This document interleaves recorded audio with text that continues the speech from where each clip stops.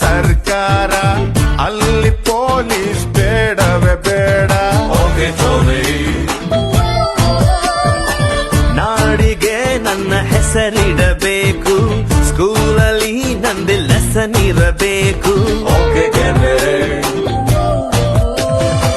Kannada cinema ತೆಗೆಯೋಣ್ವಾ, hero date ಹಿಡಿಯೋಣ್ವಾ.